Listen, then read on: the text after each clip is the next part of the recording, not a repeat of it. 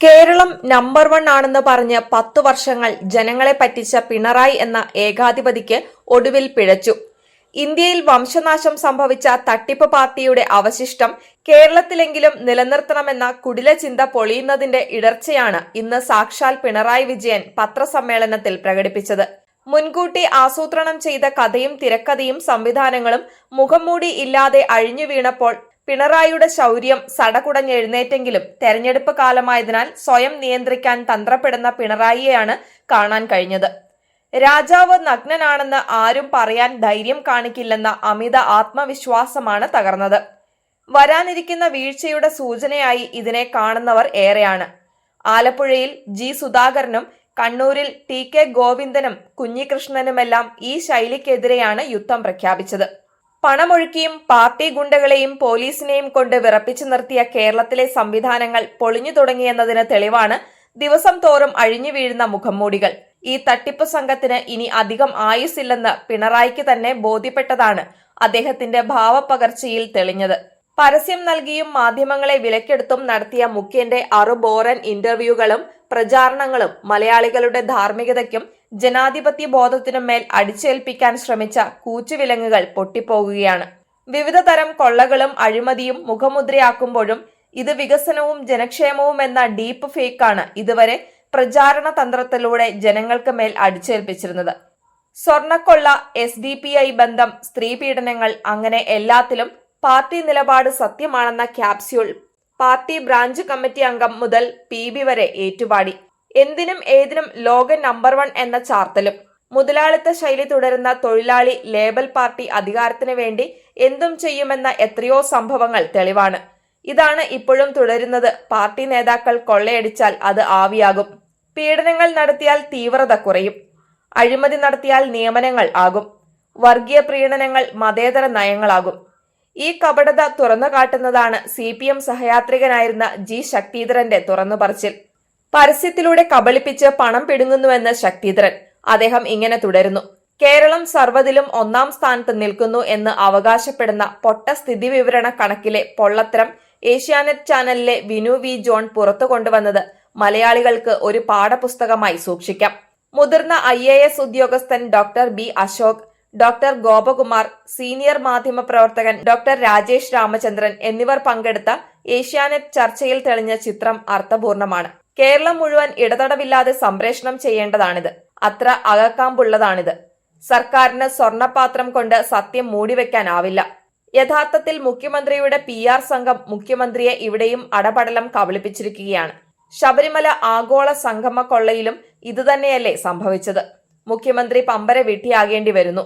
Ration മുടങ്ങാത്തത് തങ്ങളുടെ നേട്ടമായി ഏതെങ്കിലും രാഷ്ട്രീയ പാർട്ടി അവകാശപ്പെട്ടാൽ ദേശീയ സുരക്ഷാ നിയമത്തിന്റെ ലംഘനമാണത്. ഈ നിയമത്തിന്റെ വ്യവസ്ഥകൾ അറിയുന്ന വോട്ടർ അത് വിശ്വസിക്കരുത്. 2013 പാർലമെന്റ് പാസാക്കിയ നിയമമനുസരിച്ച് റേഷന്റെ അളവ് കുറച്ചാൽ പോലും ഭക്ഷ്യസുരക്ഷാ കമ്മീഷനെ സമീപിക്കാം. ഫുഡ് കോർപ്പറേഷന്റെ ഗോഡൌണിൽ എത്തുന്ന ഭക്ഷ്യ ഉൽപ്പന്നങ്ങൾ റേഷൻ കടയിൽ എത്തിക്കുന്നതാണ് സംസ്ഥാനം ആകെ ചെയ്യേണ്ടത്. എന്നാൽ ഓരോ മണിക്കൂറും ദശലക്ഷക്കണക്കിന് പണം നൽകി സർക്കാർ നൽകുന്ന പരസ്യത്തിൽ ഇത് സംസ്ഥാന സർക്കാരിന്റെ ഭരണനേട്ടമെന്നാണ് കാണിച്ചിരിക്കുന്നത്. ഇത് ചതിയല്ലേ, കൊടും ചതി. മറ്റൊരു ചതി കൂടി കാണും. ഇന്ത്യ വൈദ്യുതി വിതരണത്തിൽ സ്വയം പര്യാപ്തത നേടിയിട്ട് ദശാബ്ദങ്ങളായി. നിലവിലെ നിയമമനുസരിച്ച് ഇന്ത്യയിൽ ഒരു കമ്പനിക്കും ലോഡ് ഷെഡിംഗ് ഏർപ്പെടുത്താനാകില്ല. അങ്ങനെ ചെയ്താൽ ഉപയോക്താക്കൾക്ക് നഷ്ടപരിഹാരം നൽകേണ്ടി വരും. എന്നാൽ കോടിക്കണക്കിന് രൂപ സർക്കാർ പരസ്യം നൽകുന്നത് ഇതെല്ലാം സർക്കാരിന്റെ നേട്ടമായാണ്. അതായത് കേരളത്തിൽ ലോഡ് ഷെഡിംഗ് അവസാനിപ്പിച്ചത് ഈ സർക്കാർ ആണത്രേ. ഇതാണ് ഇന്നത്തെ കേരളം. കമ്മ്യൂണിസ്റ്റ് മുക്തമാക്കുന്ന തെരഞ്ഞെടുപ്പോ ഇതെന്ന് ശക്തിധരൻ ചോദിക്കുന്നു. അദ്ദേഹം ഇങ്ങനെ തുടരുന്നു: ലോക്സഭയെ കമ്മ്യൂണിസ്റ്റ് മുക്തമാക്കുന്നതിൽ കേരളത്തിലെയും പശ്ചിമ ബംഗാളിലെയും കമ്മ്യൂണിസ്റ്റ് പാർട്ടികൾ വഹിച്ച പങ്ക് ചെറുതല്ല. പശ്ചിമ ബംഗാളിലെ പുകൽപ്പറ്റ കമ്മ്യൂണിസ്റ്റ് പാർട്ടിയെ നിലം പരിശാക്കുന്നതിൽ ബംഗാളിലെ ജനത നടത്തിയ പോരാട്ടം അവിസ്മരണീയവുമാണ്. ചരിത്രം എങ്ങനെയാണ് രാഷ്ട്രമീമാംസയിൽ സൃഷ്ടിക്കപ്പെടുന്നതെന്ന് പഠിക്കാൻ ഇതിനപ്പുറം മറ്റൊന്നും വേണ്ട. 10 വർഷത്തിനിടയിൽ 20-അംഗ സഭയിൽ ഓരോ 20 വർഷം കൂടുമ്പോഴും CPMന്റെ അംഗബലം ഓരോന്ന് മാത്രമായി ചുരുങ്ങി. ദശലക്ഷക്കണക്കിന് ജനങ്ങൾ പാർട്ടിയിൽ നിന്ന് എന്നേക്കുമായി അകന്നു. പക്ഷേ ഇതുകൊണ്ട് പാർട്ടിക്ക് എന്തെങ്കിലും ക്ഷീണം സംഭവിച്ചതായി പാർട്ടി നേതൃത്വം ഭയപ്പെടുന്നില്ല. ഇതുകൊണ്ടൊന്നും കുലുങ്ങുന്നവരല്ല പാർട്ടി നേതൃത്വം. കഴിഞ്ഞ 10 വർഷത്തിൽ കണ്ട പ്രതിഭാസം എത്ര എതിർപ്പുകൾ ഉണ്ടായാലും അത് കൂസാതെ പാർട്ടി നേതാക്കളുടെ കുടുംബാംഗങ്ങൾക്ക് ഉന്നത പദവികളിൽ കുടിയിരുത്തുക എന്നതാണ്. അതുകൊണ്ടാണ് ഇത്തരം അനധികൃത നിയമനങ്ങളെ ശക്തിയുക്തം ന്യായീകരിക്കാൻ അടിമകളെ കിട്ടുന്നത്. പരിണതപ്രജ്ഞരായ നേതാക്കൾ തുരുതുര പാർട്ടി വിടുന്ന അഭൂതപൂർവമായ സാഹചര്യം ഉണ്ടായിട്ടും അതുകൊണ്ടൊന്നും പാർട്ടിക്ക് ഒരു പോറലും ഏൽക്കില്ലെന്ന് വീമ്പടിക്കുക മാത്രമല്ല, അത്തരത്തിൽ വിട്ടുപോകുന്നവർക്കെതിരെ നട്ടാൽ കുരുക്കാത്ത ആരോപണങ്ങൾ കെട്ടിച്ചമച്ച് അപഹാസ്യരാകാനും നേതൃത്വത്തിന് മടിയില്ല. വർഗവഞ്ചകൻ, പാർട്ടി വിരുദ്ധൻ, അധികാരമോഹി, കുലംകുത്തി എന്നിങ്ങനെ കമ്മ്യൂണിസ്റ്റ് പാർട്ടി ചാർത്തിക്കൊടുക്കുന്ന അവജ്ഞയുടെ ഭാരം മുഴുവൻ ഈ ആരോപണത്തിന് ഇരയാകുന്നവർ തലയിലേറണം. എത്ര കാലം ഈ വിളിപ്പേര് കൊണ്ടു നടക്കണം എന്നത് പാർട്ടി കമ്മിസാർമാർ തീരുമാനിക്കും.